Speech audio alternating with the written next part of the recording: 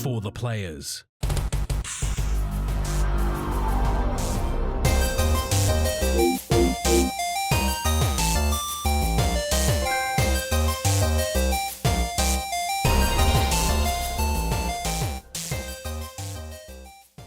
I'm Ryan Betson.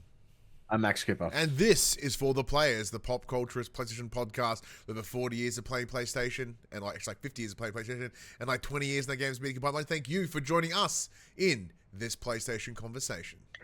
This PlayStation conversation happens every Tuesday. Sunday. Yeah, but Tuesday morning on podcast services, 8 a.m. on podcast services, and 9 a.m. on those tubes. If you'd like to take part in future conversations, you can. Come check out our socials: Facebook, Discord, Instagram, X. All of those links can be found in the description below. If you want to join the conversation as it happens, be sure to head over to twitch.tv/thepopculturist on a Sunday night, where you can watch us record this show live, where you can jump in the chat and become part of the show. If you want to support the show, you can. Tell your friends, tell your family about this PlayStation pod. If you are listening to us on podcast services, be sure to give us a 5-star rating and a written review. If you watch us on YouTube, be sure to like, subscribe, leave a comment below. I endeavor to answer every single comment. And if you want to support us financially, you can at patreon.com/thepopculturist, as well as our merchandise store, which has had no updates in the longest time, so don't really rush over there. But it is correct. We are back to Sundays. Sunday is For the Players' Day. So Max returns to many asterisks, just in case we do have to change. If we're recording Sundays, asterisk, because it might be Mondays again. However, I do like your idea, Max, of like, well, let's just make sure it still goes up on a Tuesday. Take some of the pressure away from myself. To get that up and immediately, and then for those that have transitioned to Tuesday, they're aware. If we do have to record a little bit later on a Sunday night, it means you don't have to stay up late and pump out an episode. You can be like, okay, I'm going to go to bed. I'll do it tomorrow. I don't like that, because that does give us a bit more freedom to record a little bit longer if we so wanted to. Yeah. Not for much to you, because you have work in the morning. I mean, we have work technically, overnight, and then technically you have work in the morning. I have work that evening. Yeah, you have work shortly after we've finished recording.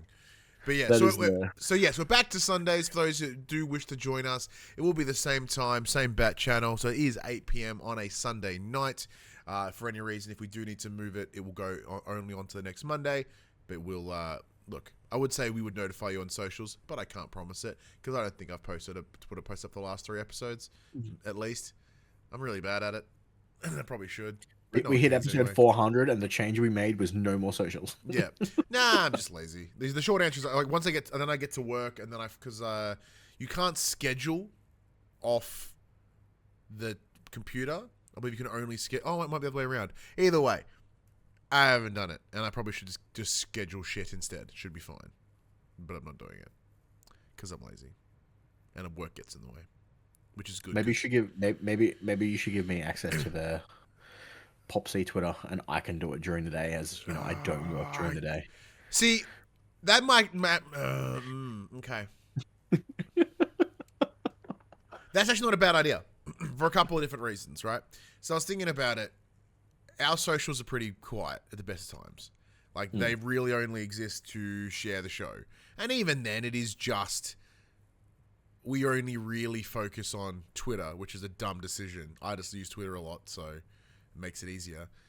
We have the Facebook page, but we lost it. Remember when the page got compromised, and we lost like every follower we had X amount of time ago.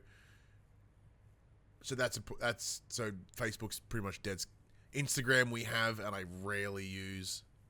But yeah, I might if you're interested. Maybe even go in there and throughout the day, if you're going through the news or you're flicking through, you might retweet, try to get some engagement going on the Twitters. Or some absolutely wildly inappropriate memes. Hey, if it fits the brand. I saw that someone re-uploaded the South Park episode to Twitter. Maybe I can just follow that. Oh, what an episode, by the way. Oh my god. Maybe I can get Trump to sue us. That'll give us some traction. Yeah, I don't have any money in general, let alone any money to go against a Trump lawsuit. But yeah, what a wild episode of South Park. What an absolutely wild episode. Which I like, because it feels good. It feels like South Park's back into its old ways. I feel like they haven't really had much to say over the last couple of years. And Imagine paying $1.5 billion for someone to just shit on you. Well, that's the beauty of it. All they've paid for is the streaming rights. They have no creative control. They just all they paid for was the ability to post the show. Yep. And even then, I'm pretty sure it's through Comedy Central, and then Paramount just have streaming access. So even Comedy Central gave them the thumbs up to post the episode this week. Then Paramount just have to suck it, which makes it even funnier. Yeah, because they shit on them so hard. But anyways, Matt, outside of that, Max, what have you been up to? How's things? What have I been doing? I don't know. The last couple of days have been a blur. I've been trying to go to work early so I can be like refreshed because it was the first week back at school. So back on, getting up early, doing school drop-offs, pickups, all that fun stuff. And I feel like I've just been like wrecked. Ollie decided that he no longer needed a nap sometime this week. So on Wednesday, he's like, I don't need to do it. So I put him down like I normally would. And normally he'll muck around for 20 minutes in his cot, and then he put himself to sleep. For an hour, he was just fucking zoomy back and forward, back and forward, back and forward until he cracked the shits and was just screaming bloody murder. I'm like, fine, I will get you up. He's a little too young to dodge his naps, isn't he? No, he's almost 2. He's next month. He's almost about 2, so it is about now, yeah. So this is about the time that Hadley cut hers out. But then obviously I think it was 4:45, he was sitting in Hadley's lap on the couch, and Hadley put him to fucking sleep. Nice way to no dinner, no nothing. So I had to wake his ass up, give him some milk, change him. And he was just in a foul mood, but at least he slept all the way through the night until like. Oh, so once he got back, he was out. Morning. Yeah, once he got which was good. Thank God for that. But yeah, my week's just been like napping as often as I can because I've just been wrecked. What about you? My week's pretty much the same. So obviously with the return of school, my day job has kicked back in a gear in that side of things. I've had a couple of weeks off with the holidays. I was really getting to the admin side of my role. When now I'm back in schools facilitating sessions again. I had to go do it in Berwick, which is a good 2-hour drive from here. I have to go to Pakenham this week to do the same thing. So that'll be fun. Outside of that, week's been pretty chill. Not much to really report. Yesterday, which was Saturday at the time of the recording, I had a beautiful do-nothing day, which I desperately needed. What's that like, man? Oh, man. I was discussing this with Phoebe yesterday because, Phoebe's and my goal is for us to have a child and, go on that life. And we'll discuss it yesterday. I'm like, you are aware that, like, we should enjoy this life while we have it. Because, like, once a baby comes in the picture, when a baby comes in the picture, like, it will disrupt all of the fun. You know what I miss most? What's that? Being able to leave the house at the drop of a hat. And it's like, I need to go now, and I'm leaving now. Yeah. I don't think I've been able to do that for like 5 years. Yeah, that part does play a big, big poo. And the amount of time that they just, like, even for something that they want to do, it takes a whole string of effort. Like, even, was it last weekend, I had my son from his mum's, and we went to the wrestling. And the amount of shit we had to put in the car just for, like, a couple of hours is kind of insane. And he didn't even use half the shit we brought. It was more of like, well, we better have it in case he needs it, like a blanket and a pillow and this and that and that and that and that. It is better to have it, not need it, than need it. Oh, absolutely, because they're trying to put it together. If I didn't have it, would have been horrible. Yeah. But yes, other than that's not too bad. Today we went to the movies for the first time in a very long time. We went and saw Superman. No. Which was all good.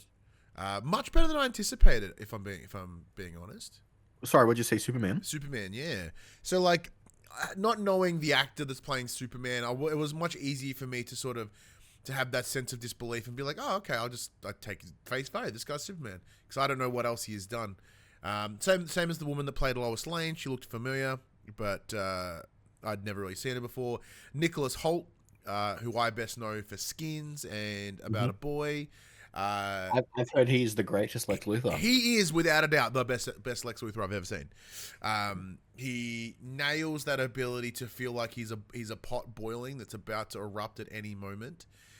You can really feel his anger towards Superman, towards Kal-El. Mm-hmm. And he looks the part, he feels the part, he acts the part. It's really fun.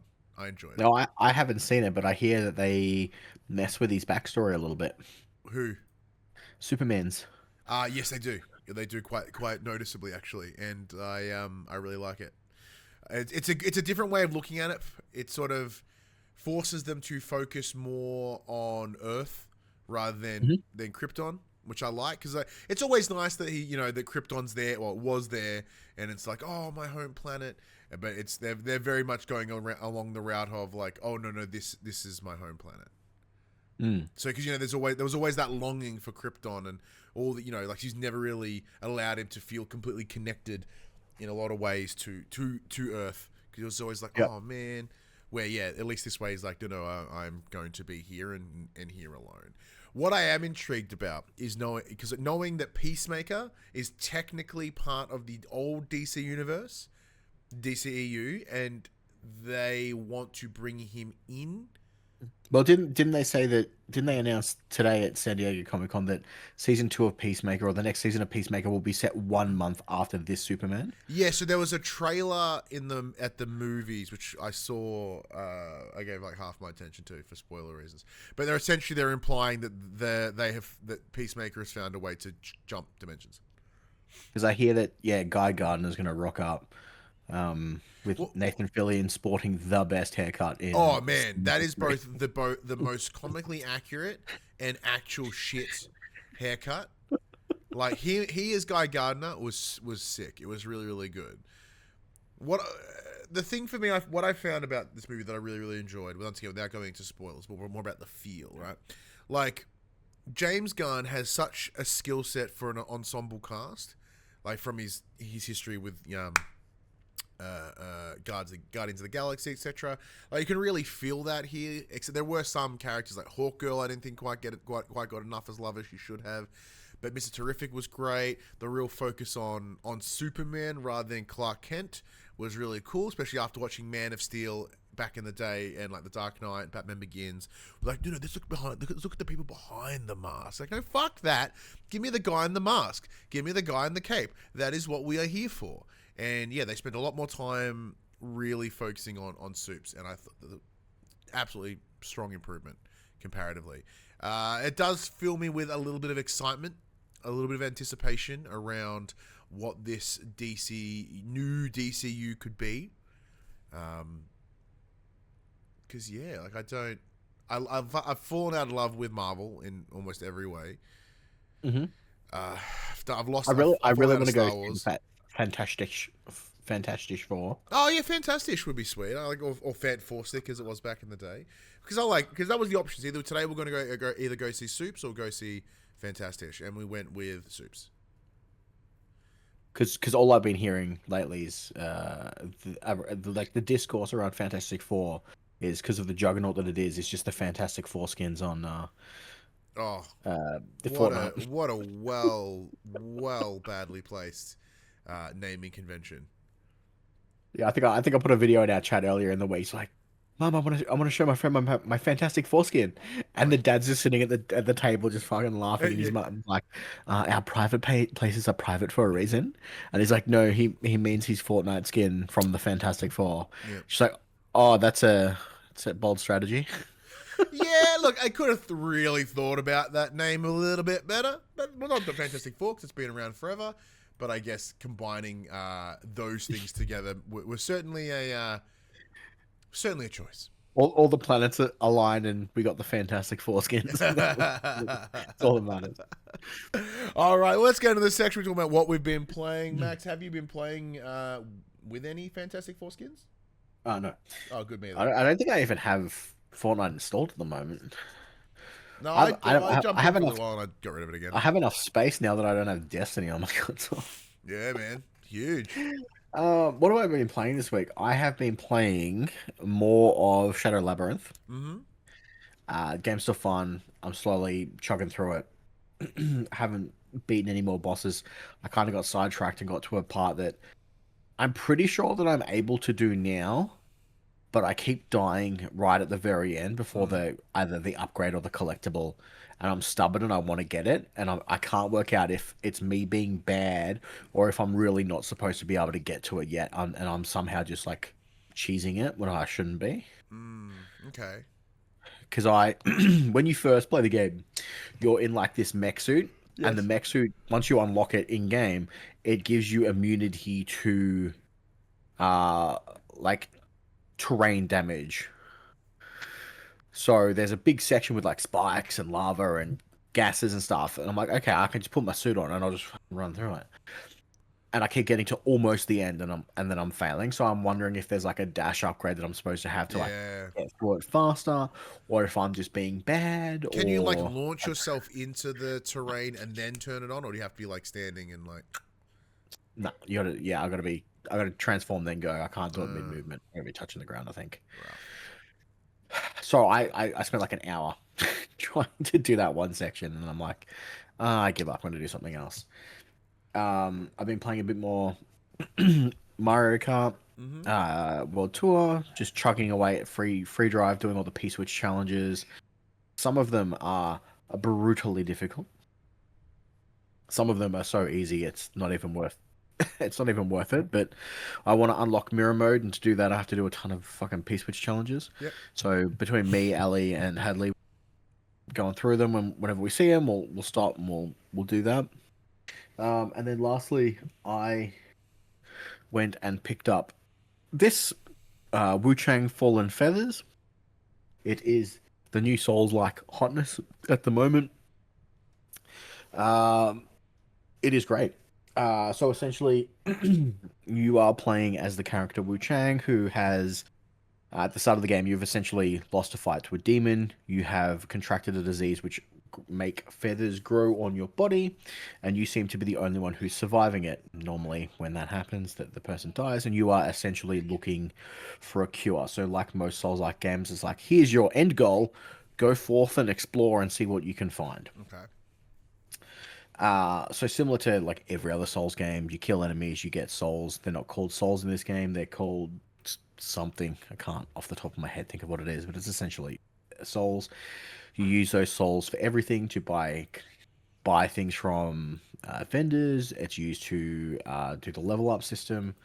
But instead of the generic soul system where it's you buy a stat point and you put it into an attribute, and that's how you level up. Mm-hmm. This has a massive sprawling tech tree, and each level gets you one node on the tech tree. Think of like Final Fantasy X sphere grid. Oh, okay. Yeah, I remember that. Yeah. And then each branch is a weapon type. So you'll Okay. have like spears, single hand sword, dual sword, etc., etc., and you go through. And in those skill trees you have active abilities, passive abilities, and then just stat point upgrades, which do upgrade your attribute points essentially. So they'll be, I think it's like magic, agility, stuff like that, just the generic ones. I started playing. You start the game with a long sword. That I wasn't really feeling that. I swapped to a spear Yeah, pretty quickly. that's not really your weapon of choice commonly in No, games no. in general. Really, I find that, yeah, for you it's mostly bow, magic, or staff, or Bow, two. magic, staff, or dagger. Yeah, Yeah. dual daggers is the way to go. So I went spear. Spear was good. Gave me for some reason they were. The spear moveset's really, really quick, but also has the extra range of the spear, which was nice. And then I very quickly discovered that the game has magic. I'm like, ooh, There you go. That's the max boys, skill set boys right get on the there. magic. But what's good about this game is all the magic nodes are in the one-handed sword node. So I'm still very Ah. proficient at using weaponry if I need to. Magic works very differently in this game to any other Souls-like that I've played. Okay. So instead of having mana, you have a stacking buff called something as Skyward something. And essentially you gain stacks of that by doing perfect dodges. At the moment, because of my upgrade tree, I can have a maximum of 5 stacks, which allows me to cast any spell that costs 5 or less. Cool. I have a spell that costs 7. I can't even cast it at the moment. Oh. But essentially, the game forces you into still playing melee combat, even if you want to be a caster, which I kind of like. Because in many Dark Souls games and Elden Ring, all that stuff, playing sorcerers or magic classes tends to be very easy mode. You can kind of sit back, you cast your spells, and then you move on. You use your mana pot, and you walk away. In this, you still have to partake in combat because that's the only way, well, the only main way you can get the stacks of the buff that allows you to cast magic. As one of the skill nodes on the single-handed sword does give you the ability to just passively gain stacks of that over time.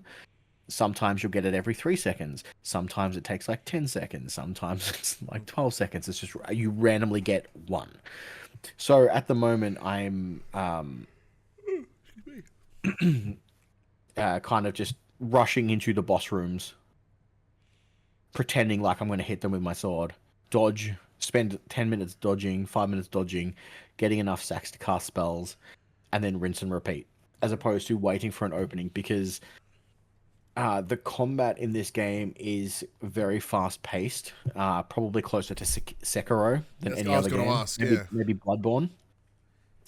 But it is very fast-paced. So it's really... The timing is tight to land those dodges. There are other mechanics. Because you were telling me there was something to do with dodges that was super important. Yeah, so some of the spells have a keyword called alacrity attached to them, which allows you to dodge and cast at the same time. And then that obviously refreshes your spell as well, because you'll get the stack from dodging as you cast. Mm-hmm. So that's kind of cool. And then, yeah, depending on which weapon style you use, if you use the same weapon style as the enemy that you're versing, you can clash. So think of, like... My first thought was like not Code of Honor, For Honor. Yeah, there was a clash in there, wasn't there? Yeah, I think so. And then you've still got parries and deflects depending on what weaponry you're using. Yep. So it does feel very similar to that of Dark Souls. The environments so far have been really cool. I am still what is essentially the first area. So there's a lot of I've been through a lot of like ancient Chinese temples. I've done some mines, some like beachside towns. They're all very they all look really well designed. Some of the areas are really, really dark and it's a bit hard to see, but that's because of the color correctness that I'm running on my monitor. I'm sure it looks amazing on a decently programmed television or screen. Mine's just out of whack. So far I haven't gotten too far into the story. I think I've played about 10-ish hours. I'm like level 25 at the moment, and I think I am at the end of what I perceive to be Act 1 or the main area. Okay. Because this boss is just fucking kicking my ass left, right, and center. So I am thinking about respecking. So the good thing about this game is you can respec at any time for free. You don't lose. There is no detriment to respecking, which is really cool. So, I might become a bruiser for this one. Essentially, I'm fighting a human with dual swords who's just stupid fast. So I might go back to spearing for a little bit and then swap everything back, take a screenshot of my screen so I can remember what skills I bought and all that jazz. But I think this may be my favorite Souls-like game. Ooh, I think it's dethroned Lies of P. Wow. Like Lies of P mechanic of being able to use different weapon skill sets on different weapons by changing the handles around was really, really cool. But I'm really enjoying how they're using like active abilities, passive abilities, and magic in this game is really, really fascinating. And playing into that it's very risk reward style gameplay for magic users as opposed to just the generic I'm going to keep casting spells till I run out of mana and then just pop a potion.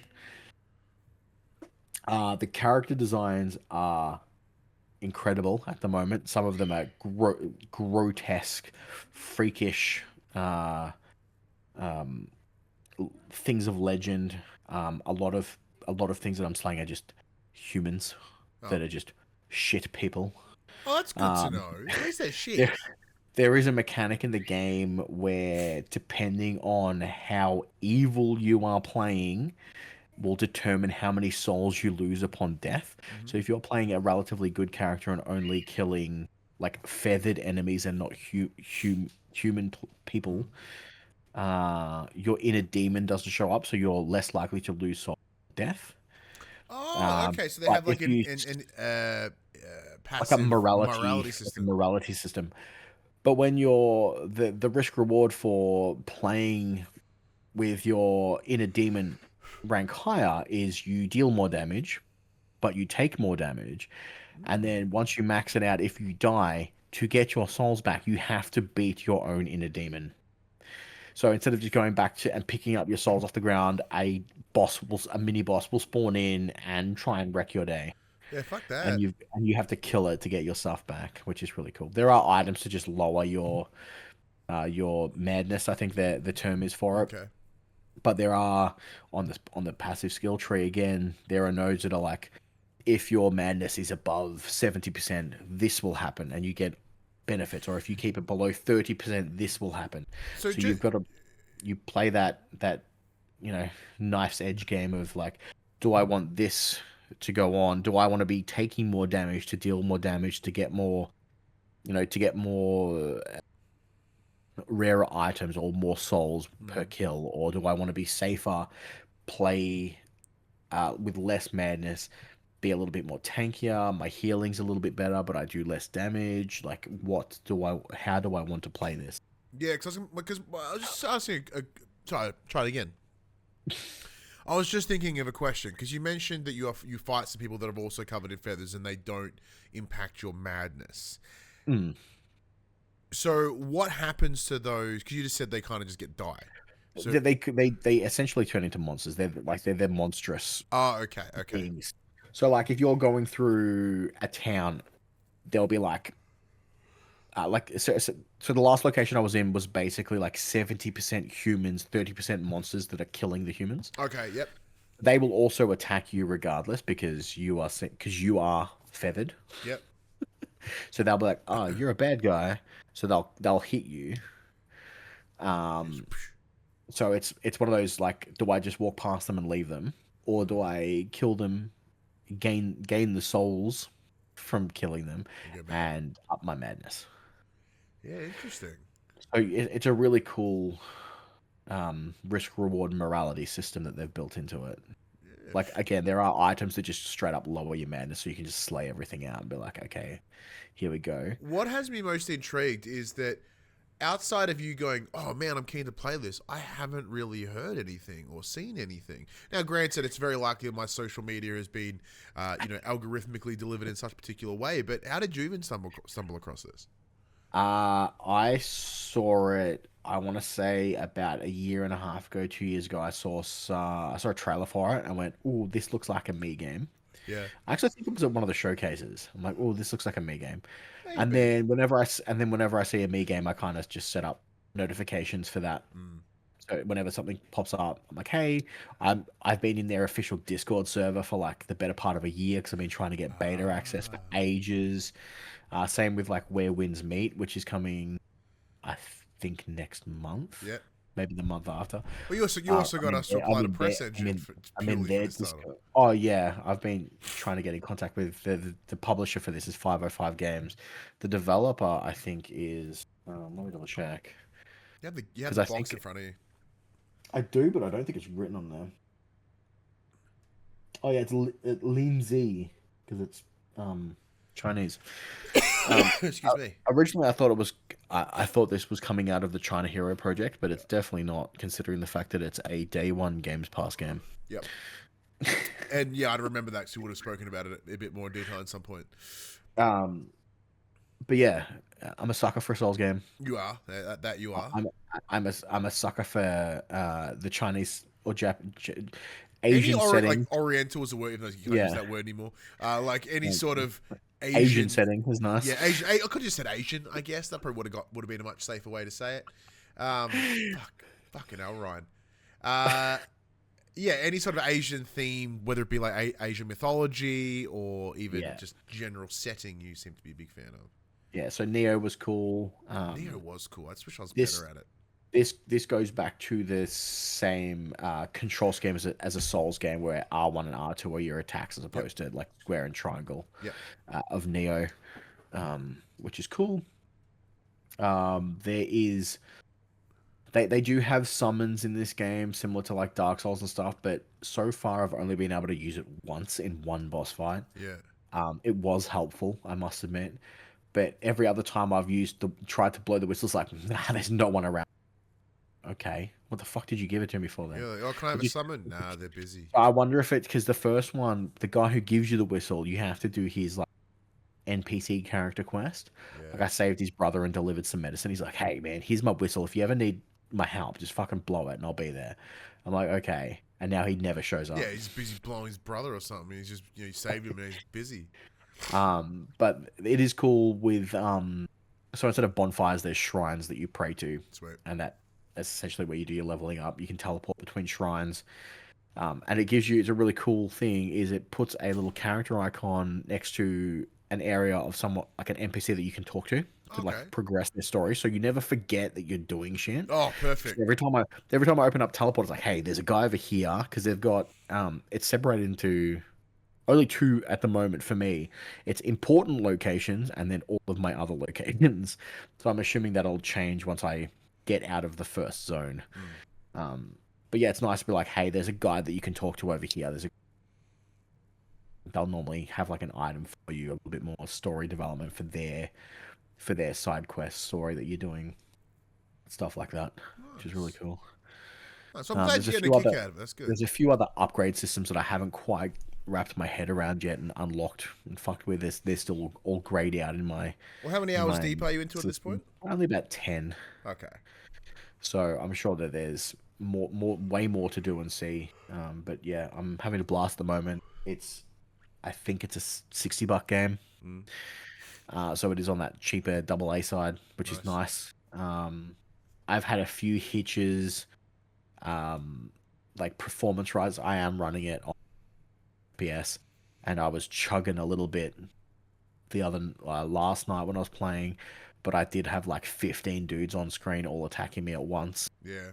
So it's understandable. I did end up just saving, quitting, restarting my game, and booting it back up, and it was fine again. Yep. Graphically, it looks really nice. That the level design's cool. It all looks great. It is a bit pastel color wash at the moment, just because of the locations I'm in. They are dim, dull, and dark. So hopefully that will change up as I kind of explore more and go to different locations. But other than that, yeah, having a blast. If you're a fan of Souls games, this is a really nice jump on point. Excellent.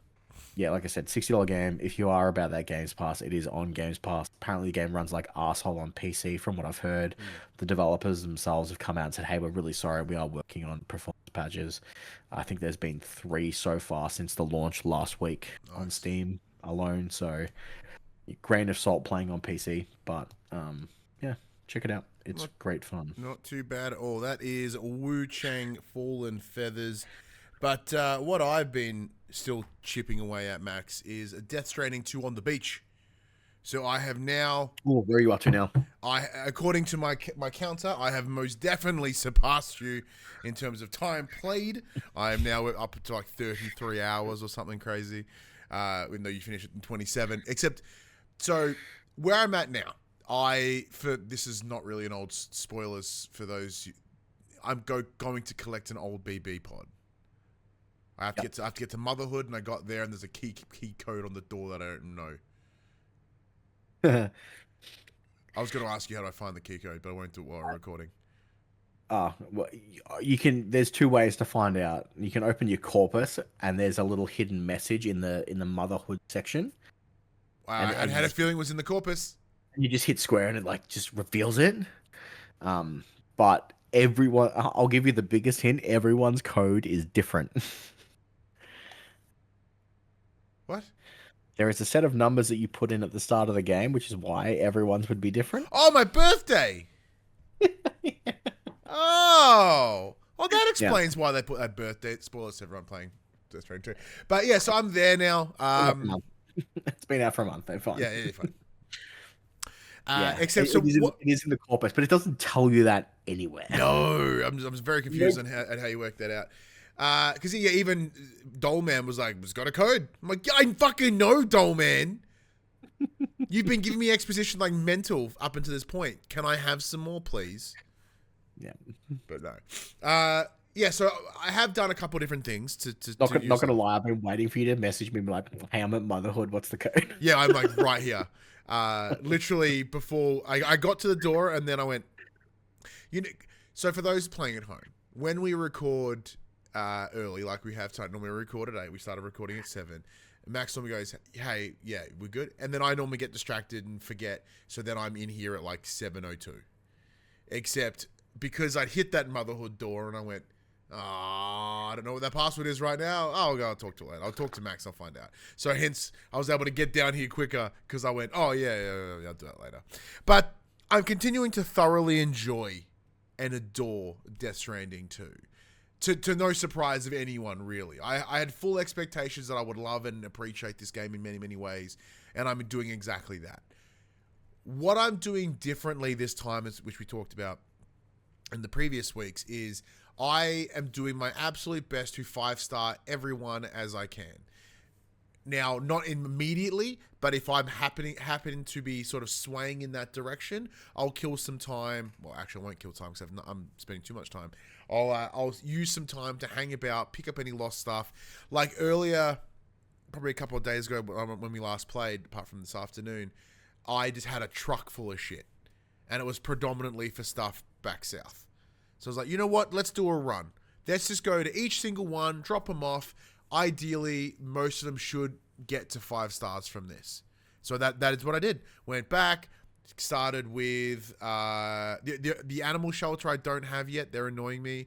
Rainey's, Rainbow Valley, West Fort Knott, the Musician, the Lone Commander, the Government Base, West Environmental Observatory. Like all of them are now at 5 stars.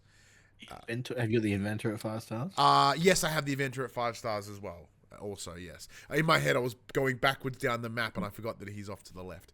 Have you built the monorail? I have. So that was the other thing that I built. As I mentioned, times I've been playing differently compared to Death Stranding 1. I'm spending a whole lot of time and effort really ensuring the roads are built and the monorail is built. The other two things. I'm not building bridges. I'm not using PCCs for fucking anything. I am finding that they just exist within the world for me. And like, there's a little bridge there. Sweet. So instead, I'm spending my time on roads and monorails. So that does mean my off-roader is mostly just materials at this point. But I'm enjoying that. Like, I'll find a mule base, just punch everyone in the face or shoot them.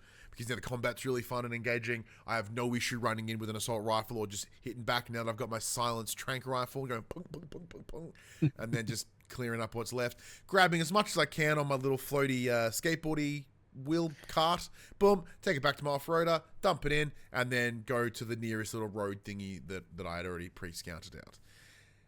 Enjoying that. Loving that. Collecting animals along the way. Got an emu, but I couldn't pick it up for some reason. That was annoying. Yeah, because it takes up your entire backpack. You've got to drop everything and put it on. That makes sense. Same with kangaroos. Yeah. Same with Or in that case, there's an emu still in its cage, in its little cage that I gave it, just sitting there because I was like, I can't pick this up. Fuck it, and it's left. My off-roader has the big like picky uppy cannon there, but didn't do it. It didn't want to pick up the emu or any of the animals. Really, I guess it's probably a cruelty thing, which makes sense. I'm sure it'll still be there later. I hope. But yeah, as I said, I'm continuing to really enjoy the game. I'm falling in love with the characters, which I knew I would because I was already in love with all of them. There's a couple little details that I'm really enjoying. Seeing how Sam is engaging with other characters post the key events that kick Death Stranding 2 into gear is very interesting. Particularly tomorrow. There was a small encounter after we see what Tomorrow can do in terms of her powers, where they have this really lovely shared moment where in only a small amount of words, Tomorrow and Sam connect. And they establish the beginnings of this bond.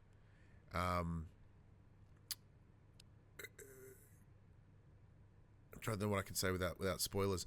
But it really was a really good demonstration of Sam's fatherly traits.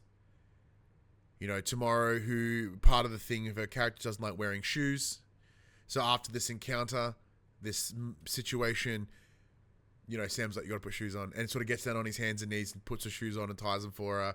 And, you know, just really like parental shit. And it actually moved me. It weirdly moved me to tears. Just seeing a lot of the actions that Sam has taken. Now, these aren't spoilers, but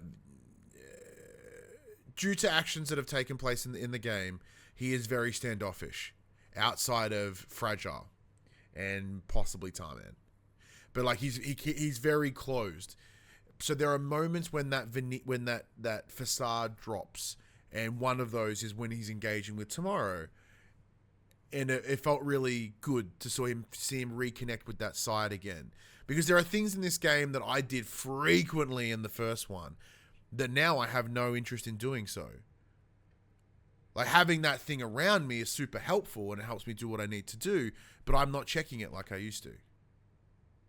You know what I'm talking about? Yeah. So it is interesting how drastically I'm playing the game compared to the first. Not that I disliked how I played the first, or it was so, you know, by the what's it called, the golden path or anything. But simply because Death Stranding builds on everything the first game provides, it is just a more all-round better experience. Yeah. Like, traversal's fantastic. Even though I spend most time in the car now compared to hiking it, I don't hate that, because Australia is fucking huge, and you need to travel it by car. Plus, but it allows me to do the part that I'm getting the most fun out of, which is delivering parcels. Like, the only reason I'm going up to Motherhood is because the story asked me to, and I 5-starred everyone. Otherwise, I'd still be just delivering parcels locally. But either way, loving it. Still absolutely loving it. Give Ozpost a run for their money. Oh, I probably do a better job. I was going to say, in all my time, I didn't see anyone, because obviously you go on your locations, you can check like the online garage to see what other people's cars look like that they've left there. Not one person has an Ozpost themed vehicle. Yeah, mine's black and red in honor of my son. He likes to make most of his things black and red. But I might have to go black with white details, make it an Ozpost vehicle. What else? What else is there? If anything else I say about Death Stranding 2? Not much more without heading into spoilers. But hopefully we'll be able to have a spoiler chat soon. Max will probably have forgotten near everything that has taken place in the game by the time I get there. But it'll be fun. Oh, I'm contemplating playing it again soon. Ooh. I want, and I might see if I can do it faster. Not just not be like just to rub it in my face. I'd like Ali to come and watch it. Yeah. Well, that's going to make it harder, because then you can't skip the cutscenes. Yeah, that's fine. But because I know the best paths to take now and how to tackle those, so I don't think you've gotten there yet. Say it again. You're only just getting to. I said I don't think you've gotten there yet because you've only just gotten to Motherhood. Yeah. But there's a really, like in most games, there is a snow area. No, we've not seen snow yet, which did made us laugh, because we could see the snowy mountains in the distance. I'm like, yeah, that's where the snow is in Australia. Yeah. It's the snow is where fucking Uluru is. No, I know. On this map, it makes no fucking sense. It's in the middle of the Australian desert. But like in Death Stranding 1, the snow area was asshole to navigate through. But now that I've done it, I can probably do it real quick, because I know. The pro tip for that area is to really, you know when you're doing the map plan and you put your pins down and you're like, this is the path that I want to take. Zoom in, because it'll show you which areas of the snow is too steep for your vehicles to get up. Because there's points where you're just going to have to go like, fuck the vehicle. I'm going to have to ladder and stake rope this bitch. And do you then later make it accessible by road? Not that I managed to do. Well, no, I am very. I found paths that I could drive. I could drive most of the places by the end of it, just from working it out. But some of the like you know how there's like bushfires.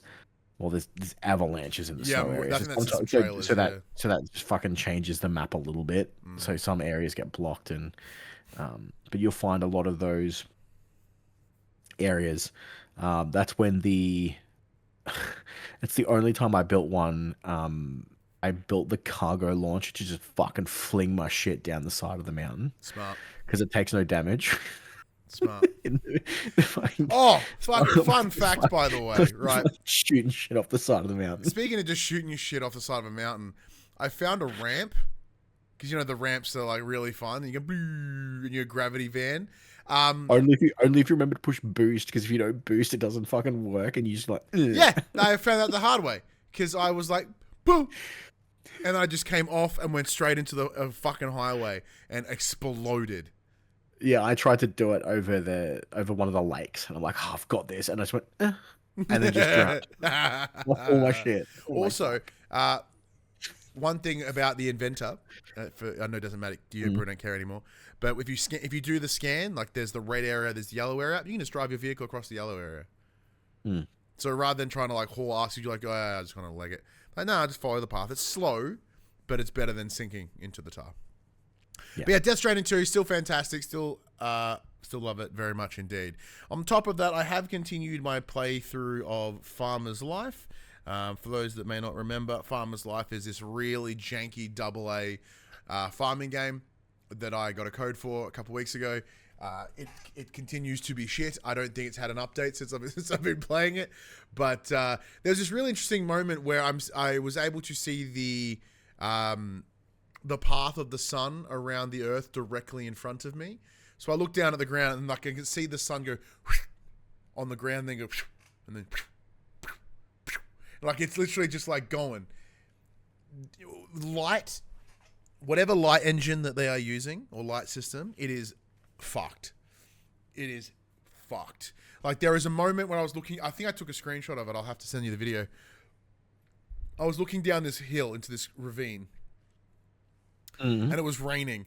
And for whatever reason, you know how like some games as they should have, you know, little, when the rain hits the ground, little puddle, little droplets, you know, you can see the for whatever reason, I look down this ravine and it is one just big raindrop. It goes, I'm like, that's clearly not reading the geometry correctly. Still love it though. Still love this game. As much as I give you shit about it, I'm so glad that you play all those like simulation style games. So you don't have to? Well, no, not so. They for whatever reason they just don't speak to me. Like there's a few that I've always thought, oh, you know, maybe because I noticed it, like on the PopC account there was like a tabletop shop owner or something like that. Yeah. Card collector sim, and I'm like, you know, part of me wants to, and I know that I'll just be like, oh, this is fucked, and I'll get sick of it super quick. Well, because you and I clearly get very different thing out of a game experiences, right? And what we look for, and I think that's kind of what makes this show interesting in that sense, is that although we are very similar in our tastes, we're also very different in our tastes. Because like for me, and I know I've talked about this before, like for what I love about simulator games, what I adore about them, is that they are those repetitive tasks. It is, you do this, and then you get more money, and you can do more of it. I love that.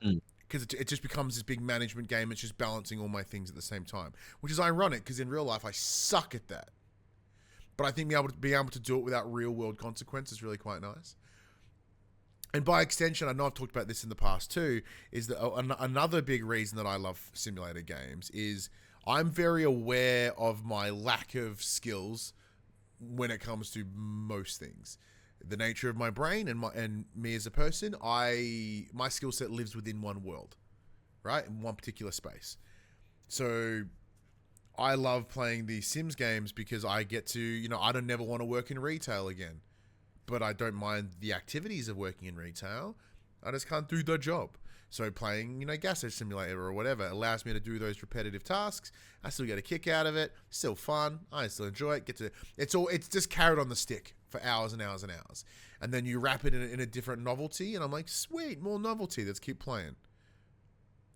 And an example would be like PC Builder Simulator. I really enjoyed because it helped me learn a bit better about PCs and how to put them together and like what's compatible and what isn't. Because it is pretty similar to that of a real world experience, but obviously very tailored for a more casual audience. Where Farmer's Life is a bit more, as I've talked about in previous discussions, is a bit more of that harder side, where like they have like an encyclopedia, I guess, like or a corpus, if we're using our Death Stranding terminology, where you have access to all the information you'll ever need. The game, however, doesn't tell you when you need that information. It just gives it to you and lets you work it out. And most of the time, that is a skill set, that is a mechanic in a game or a rule set that I really dislike. Mostly because I need at least something at a distance to go here. And I go, oh, okay, cool. So I talked about last week. I finally found the graveyard, done that. So now it's opened up to me in a bit more way. Like outside of the next task, which is just paint my house. But that's proving a lot more difficult than I want to, because not knowing what I was doing the first time, I'm at a strong disadvantage now. I have fuck all money. I have very little things that I can flip. So very similar to how you're thinking about with Wuchang and doing a rebuild or a respec. I think I might do a restart of Farmer's Life, because I now know what I have to do. I now know what I need to have.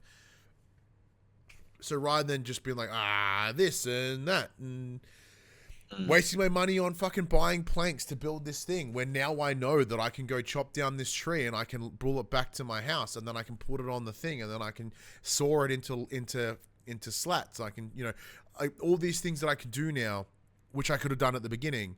I just didn't know what I needed to be able to get to do it. So that, yes, I'm probably might give it another reset, go a little bit harder, so I can really just sort of kick things into gear a bit more. Still really enjoying it, but yeah. So back to that region point, like where for yourself, Max, anything that I've just mentioned isn't what entices you to play a game. No, not really. Where that grind of combat for like Soulsborns, which in itself is a similar grind. Couldn't do it. I also like the build crafting, the theory crafting. It very stems from my ability to min-max tabletop RPGs, and which is a skill set that you very much play the same way in RPG games that I'm playing. The most egregious is the character I'm currently playing with my friends in Baldur's Gate 3. They recently picked it up on sale, and they're like, "Hey man, you want to come play Baldur's Gate?" I'm like, "Of course I do. You may not want me to play with you, but I definitely play." And I've just got this fucking overpowered character. We're all level 5, and I just do tons more utility than anyone else is bringing to the table, because to me that is fun, being able to find that perfect niche of min-maxing is just love it. Dams hate me, but fuck them. Yeah. Look, they're under the entire world. Look, outside of that, Tony Hawk's Pro Skater 3-4, still chipping away at that, playing a bit more of the PC, burning a couple of things here and there. Nothing really different. I said this week has not been a very big game week. But yeah, predominantly Death Stranding, and whenever I just need to like poke about for about a couple of minutes, I'll mention it quickly. I haven't dove too deep into it, but I have been playing. I got beta access to a Soulframe. The guys who make Warframe, they're doing a fantasy game this time around. Okay. So Warframe, for those playing at home may not know, it was a sort of competitive shooter, games as a service, very sci-fi based. One of the OGs. Yeah, I mean, it was the first game I ever played on PlayStation because it was free on the store. I remember that, yeah. It was a game that everyone played at one point. It is now, I actually reinstalled Warframe when I uninstalled Destiny, and I went, you know what, there is too much here. I don't know where to fucking... I likened it to your experience with Elder Scrolls Online. You're like, where the fuck do I start? I have no idea where I start in Warframe. And then I saw that Soulframe was coming out soonish. Steam's like, hey, they're doing some testing if you want to apply. I'm like, okay, I'll shoot my shot. And then I got an email the next day saying, hey, you're in. I've put like 40 minutes into it. I haven't really played much. It seems cool. It definitely seems like a max game. It seems MMOE. It's RPG. It's fantasy. But yeah, I haven't really dove too deep into it. No. I'll get there eventually. Well, yeah. So, is it just that it's like fantasy sort of tickles you a bit more? Yeah, it was. It looked like the other one I played not long ago that's coming to PlayStation at some point. Chrono Odyssey. It's I'm a sucker for an MMORPG. Especially that is one that is a buy once, play forever, or a free to play that doesn't have too many pay to win mechanics. Because if Final Fantasy didn't charge me on a monthly basis, I would probably still be playing that. But I'd only play it 2 days a week, if that, and I'm not paying for a month subscription to play for 5 days. Yeah. Yeah, I'd be in a similar boat. Like, had I... expensive. Had I... Which is why when Blizzard was fucking acquired by the Xbox machine, I'm like, oh, come on, give me that fucking WoW sub on Games Pass. But they didn't. Play the fucking shit out of WoW. Yeah, look, if Elder Scrolls Online were to make me pay a monthly, I wouldn't. But I have really enjoyed not. I unfortunately just don't have the time that I used to play online MMOs now. Because even the same goes with what's it called?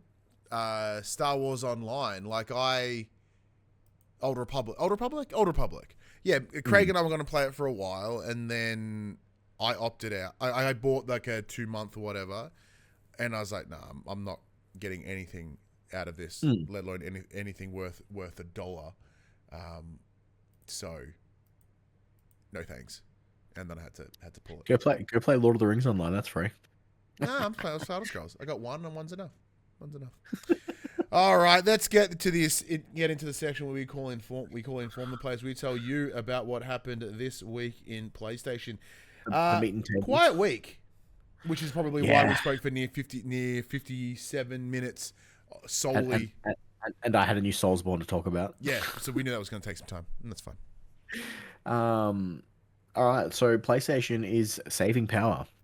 So the newly confirmed PlayStation 5 Power Save mode that'll be bundled into the full release of the system's next firmware update has lent more legitimacy to speculation surrounding a handheld device that will accompany the next-gen PlayStation 6. Announced earlier this week, Sony is testing an official Power Save mode for the PlayStation 5 that will, quote, scale back performance and will allow your PS5 to reduce its power consumption when the feature is enabled optionally by gamers, end quote. This mode has been mentioned previous rumors that Sony is preparing a, quote, reduced bandwidth mode, which PlayStation 5 titles running on the handheld system could be optimized for. Of course, Sony itself won't confirm anything beyond saying that the Power Save mode is part of its commitment to reaching, quote, a net zero greenhouse gas emission. According to speculation, the PlayStation 6 handheld could run current PlayStation 5 titles at lower resolutions and frame rates, but could utilize the PSSR upscaling feature currently available on the PS5 Pro. With the new Power Save mode, it appears developers have a target, at least unofficially in the public space, to aim for if they wish to support the supposed device. It's apparently pitched as a next-gen version of the current slate of PC handhelds, similar to the ROG Xbox Ally X. The Verge makes the point, quote, the feature is clearly part of Sony's environmental commitments, but it also sounds like an early way to get PlayStation 5 developers ready to think about offering even more modes games, especially if a portable PlayStation console is a way that can play PS5 games on the go. In a world where all we want is more power, do we want a power saving?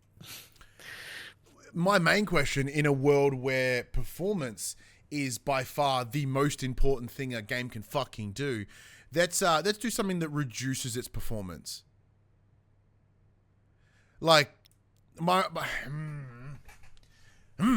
Like, I get it. Like, I appreciate the idea. I like the idea, right? Power saving, very important. I know, knowing full well the PS5 Pro runs like a bitch. Like, it's pretty gnarly.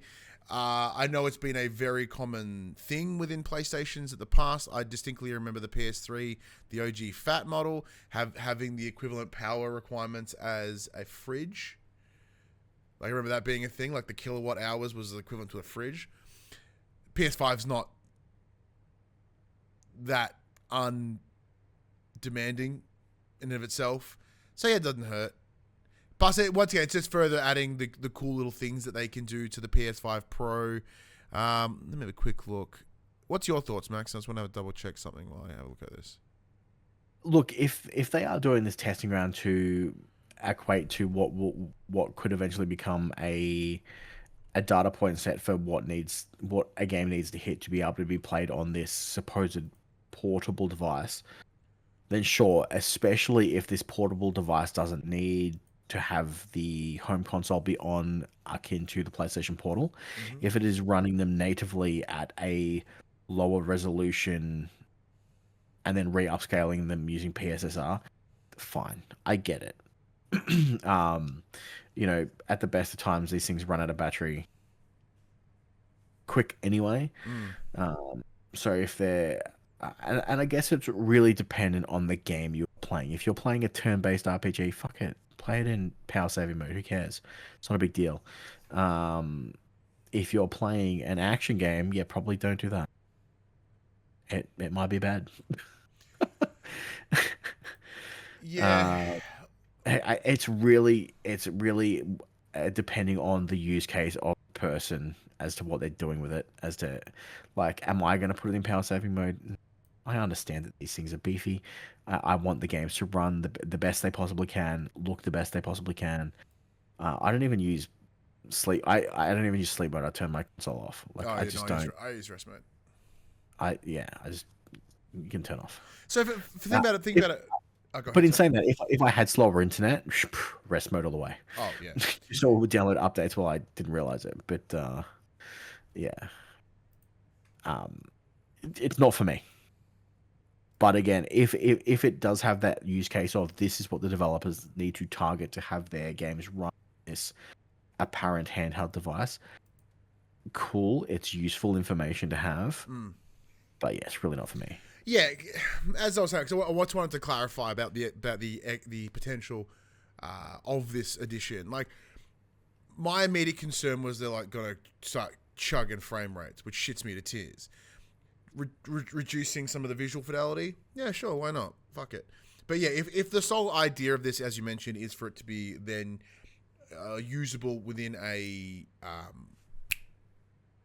portable device, whether it be a handheld or PS Portal, like, it'd probably make the Portal run better. If you can drop it, compress it, and then send it on through, that wouldn't hurt. But again, the Portal uses the internet to stream the game. This, in theory, will play them natively. Yeah, exactly, right. Yeah, so I'm thinking about other avenues that it could be like used rather than speculating solely as a new handheld. Yeah. I'm with you now. Either way, I like the idea. It has, if it is doing something a little bit additional, then that wouldn't be a bad thing either. All right, let's get into the next piece, which is job listing. Is the age of console exclusivity truly coming to an end, Max? Perhaps not for Nintendo, but Sony is searching for an executive to lead its rapidly evolving multi-platform strategy. A new job opening at its head office in San Mateo in California is looking for a director to lead PlayStation's exploration of systems beyond the PS5. This post explicitly states that successful candidates will be responsible for, quote, optimizing title profitability, end quote, across all digital platforms beyond PlayStation, which includes, quote, Steam, Epic Games Store, Xbox, Nintendo, and mobile, end quote. In a much more substantial quote, they say, reporting to the Vice President, Commercial Management as Senior Director of Multi-Platform and Account Management, you will play a critical leadership role in shaping and executing the global commercial strategy for PlayStation Studios software, titles across all digital platforms beyond PlayStation hardware, including Steam, Epic Games Store, Xbox, Nintendo, and mobile. This role is accountable for optimizing title profitability, ensuring cross-functional alignment, and leading a high-performing team focused on multi-platform expansion, mid-range commercial planning, and platform partner management. It later adds that key responsibilities will include overseeing the, quote, mid-range commercial strategy for PS Studios, title across, which we mentioned, with all across all non-PlayStation platforms, driving long-term revenue growth and audience reach. However, in a recent interview, PS Studios boss Herman Holz said that the manufacturer needs to be, quote, really thoughtful about bringing our franchises off console, end quote, to avoid detracting from its own ecosystem. To answer your question, Max, the answer is no. PlayStation are not going into a third-party system. They are not removing all of multi-platform. I don't hate this at all. We've discussed this earlier in previous episodes. PlayStation do need to send some of their games off console. We saw that as of late with the announcement of Helldivers 2 coming across to the Xbox. We've seen it over on Steam with a slew of PlayStation Studios first-party releases. The likes of your Days Gone, Horizon, The Last of Us 1 and 2, God of War, Ragnarok, and so on. Ghost of Tsushima as well. I don't believe this is them having full intent of starting to unleash all their stuff everywhere. This is them going, well, let's get someone that knows what's going on elsewhere and what if we need to or desire to, how to make it happen. Because that prospect, that possibility won't change. Moving forward with spaces like Microsoft sort of leading the fray, there will be a lot more movement within games as at large as Microsoft very quickly and intentionally becomes a third-party publisher. PlayStation looking to Nintendo, no different to what they did with Lego Horizon Adventures. Mobile, sure. Epic Game Store, they own a substantial stake of Epic. Makes sense. Steam, makes sense. Xbox, well, the door's been open. They're doing it with MLB The Show on the yearly. To have someone whose entire focus is that is great. It removes all that bandwidth of somebody else. Whether it happens or not, to the scope people think, well, I doubt it. Yeah, I don't think it's to the scope of all the Xbox fanfare online of like, the console war's over, PlayStation's third party. But I do also side note, I do love all these they're like, we're pretty fanboys in some ways, but we're a bit critical because we've been in this industry long enough. But watching everyone being like, man, PlayStation games suck. Can you stop bringing them all to Xbox? Yeah, thanks, bud. Oh man, what's fucking Spider-Man? That thing blows. Why would you want to play a Spider-Man game? Yeah, why play Spider-Man when you can play Crackdown 3? Yeah, but like, is Spider-Man going to come to Xbox though? No, of course it's not. I'm being those people. They're like, fuck all those games. Can I play them on my Xbox? Like, no. Well, soon on your Xbox handheld PC. Yeah, once everything becomes an Xbox. It doesn't hurt. Look, I'd consider it like a discovery role, right? They're like, your role, come here, do this, find as much as you can, lead it when we need to, because it's going, like, merger and acquisitions, I think, of drastically slowing down. My thought process was they never had this role for anybody because they always played by themselves. Mm-hmm. And now that they've opened up a few things, they're like, we should probably get someone in to manage this shit so I don't have to do it. Yeah, someone else is like, I don't want to do this anymore. Like, this is not part of my portfolio. I guess we'll make a new role then. I don't think any of this job listing says that they're now doing it all the time. It's just that it has happened, it exists, therefore we need someone to deal with it. Yeah. Which is fine. All right, Ryan. It's never the last of us. The Last of Us is one of Sony's most successful and popular series, so it's no wonder it's had so much focus over the years. But it's impressive just how many ways the company is finding to present it. The latest is an upcoming script book compiling the full scripts for The Last of Us 1, 2, and Left Behind in a single book. Simply named The Last of Us Part 1 and Part 2 scripts, It's a collaboration between Naughty Dog and Dark Horse. The book itself totals 618 pages and will be available hardcover, featuring a foreword by Joel voice actor Troy Baker. Quote, "These scripts written during the game's development were never meant to guide our team as we brought that world to life," says Naughty Dog head Neil Druckmann. "They were never intended for public view until now. For the first time, we're sharing them with you, hoping this rare glimpse brings you even closer to the heart of Joel, Ellie, Abby, and the world they inhabit, just in case you haven't played the game 12 different times we've released it." The script book will launch in mid-December, with pre-orders available now on Amazon, Barnes & Noble for those US, and other book and comic shops. The book will cost $69.99 US, and I believe friend of the show, Paul James, has already ordered that bastard. He has. He has. To which I replied, "It's your fault that they get away with shit like this." It's like I said, like it's difficult. I love buying shit with other random shit on it all the time. Most of the time, I like them to be something that I can see, that I can use, that I can experience. Like even all the shit that's on the wall behind me, right? Like I walk in this room, I look at it, and I feel happy. Books are difficult because you can look at them and go, "Oh, cool," and it's back on the shelf. Like what have I got over there? I've got like, a God of War lore book. I've got the Ragnarok art book, and I looked at it like twice. I was like, "This is sick," and then put it back on the shelf. So only once have I ever bought the script for something, and I bought a copy of the script for Clerks. So many, many moons ago, before I even moved to Geelong, I was dealing with one of my many quarter life crises that I had faced, and I was trying to find ways to sort of channel my thoughts and my energy into something. And I thought, well, what if I write a movie? I'll start writing a movie, like a movie or a TV series. I had a creative idea. I wanted to put it in somewhere, but then I realized I had no fucking idea how to write a script. So I picked up a copy of the Clerks script because I know Clerks in and out. So if I read it, I'd be able to then interpret the movie based on what I was reading because I'd seen it so many times, like it's in my head, and it really helped.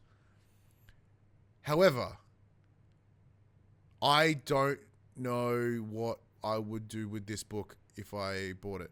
I'd go, yeah, and then put it on the shelf, and I wouldn't even read it because it's interesting that Neil Druckmann's like, "Oh, no one was meant to see this, but you are," which means like 9 times out of 10 when someone goes, "Oh, you weren't meant to see this," everyone goes, "Ooh," but no, you just weren't meant to see it because it was fucking poo or incomplete or not ready or it just wasn't for public consumption. But yeah, like my understanding, the game's like fucking 50 hours long. How much? I'm pretty confident the script is more than 600 pages.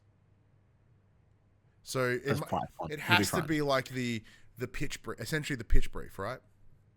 Like this is all their beginning ideas and some of the initial scenes. Small font, lots of exposition. You'll be right. Yeah, probably. Are you gonna buy it, Max? No, I didn't think so. Not at all.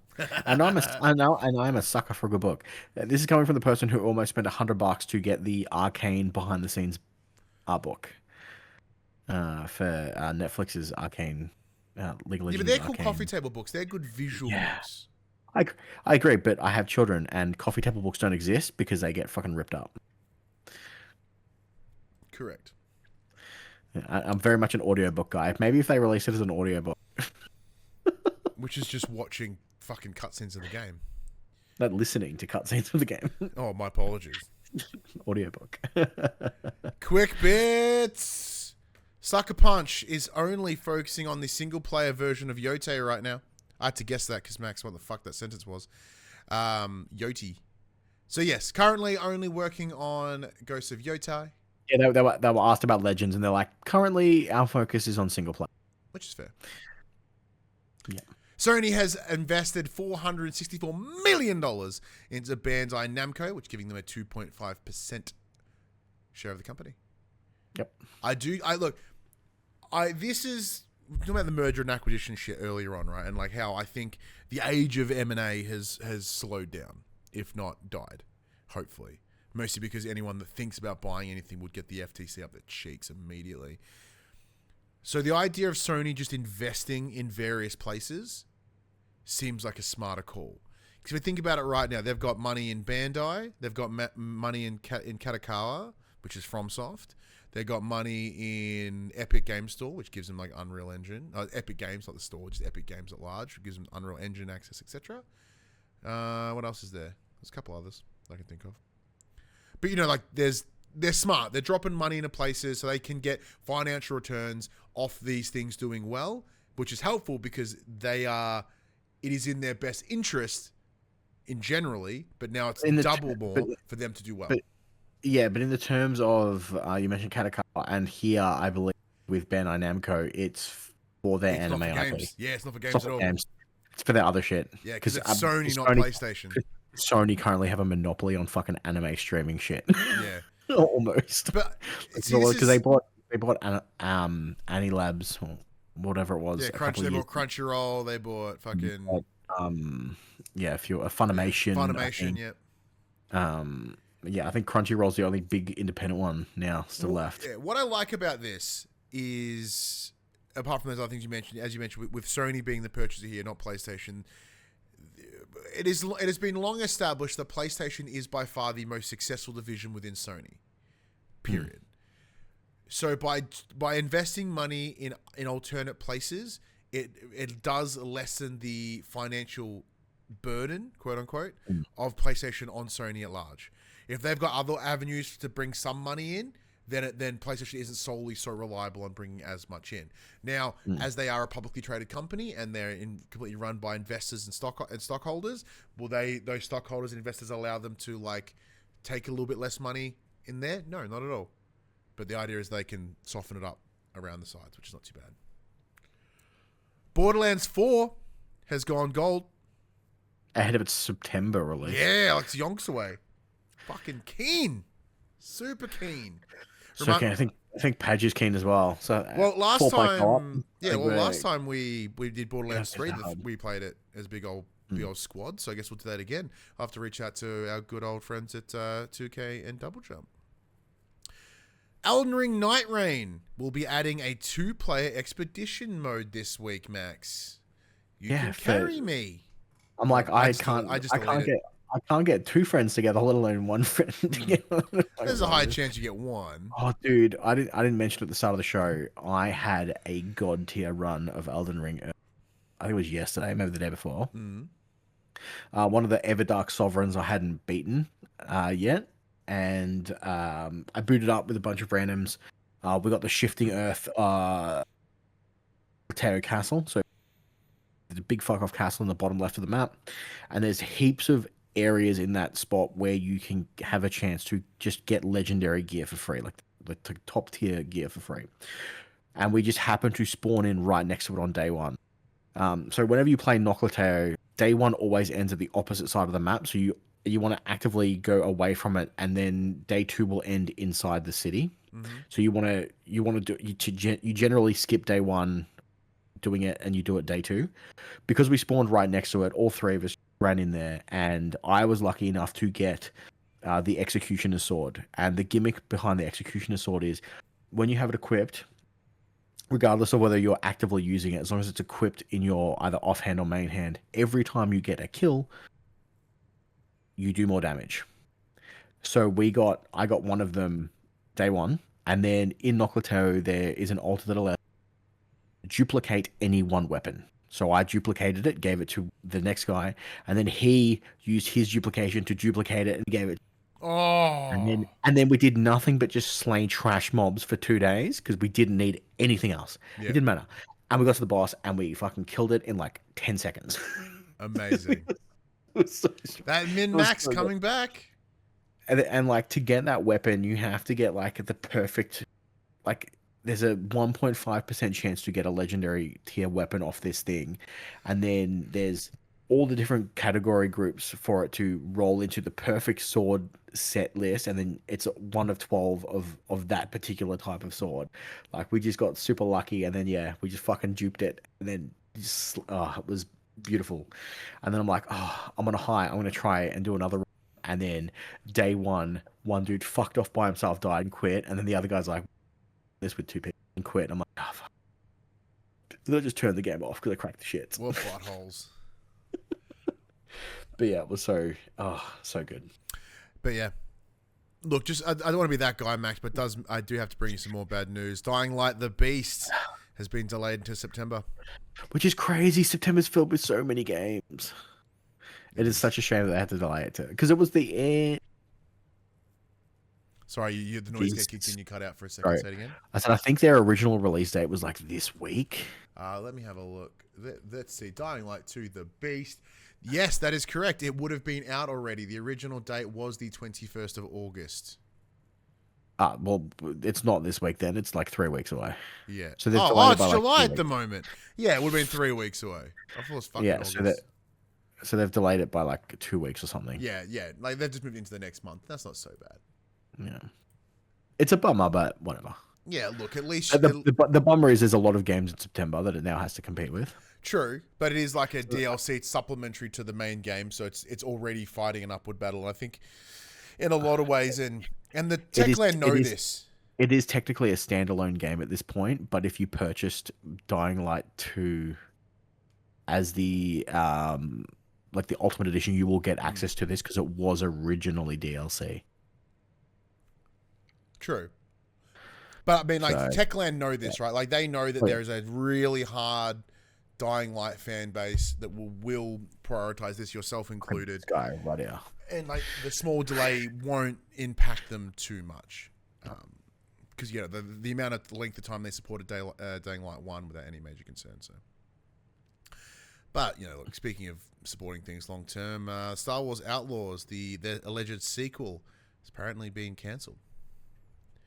I forgot to put it in, but did you see who are the guys who do Ori and the Blind Forest? I had Team Cherry in my mind for some reason, but it's not them. Did you see that this week they said that we're for the foreseeable future, we're only going to release on PlayStation, Nintendo, and probably not Xbox anymore? Wait, what? Hang on. So it is Moon Studios. Hang on. Moon Studios said that they would no longer release on Xbox. Yeah, for the near future. I'll pull it up. I did originally have it open, but apparently I fucking closed it.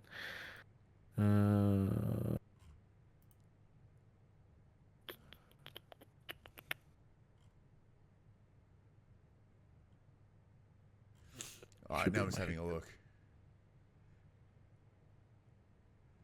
Oh, here we go. Okay, well, in March of this year, Moon Studios becomes fully independent. This helps. Okay. Moon Studios becomes fully independent after securing no rest for the Wicked's publishing rights.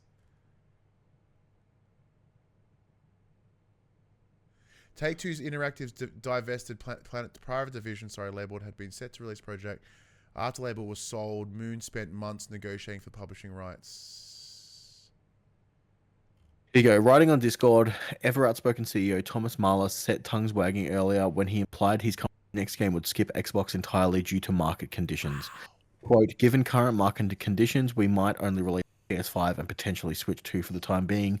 We will have to discuss with Microsoft to see what makes sense for Xbox.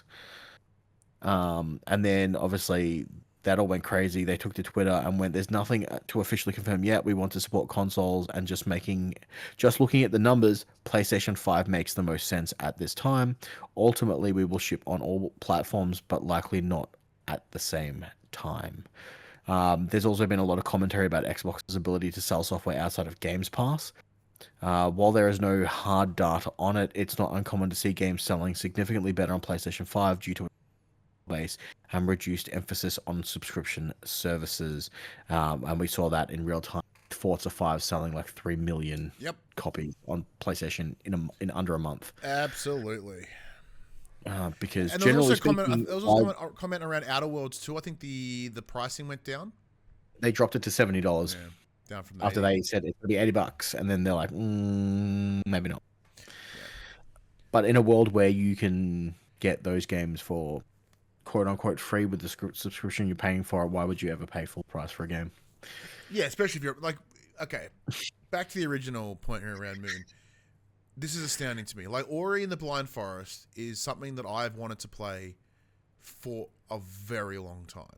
It is fucking dope. Because my understanding is it's incredible. It is. It is a but I don't gorgeous want to play it on looking- PC. I'd like to play it on console. I don't have an Xbox. As far as I've concerned, in a lot of ways, Moon has been a Microsoft exclusive studio. It's always surprised me how they're yet to be swept up in the MMA in the M&A back in the day. For whatever reason, they just chose not to.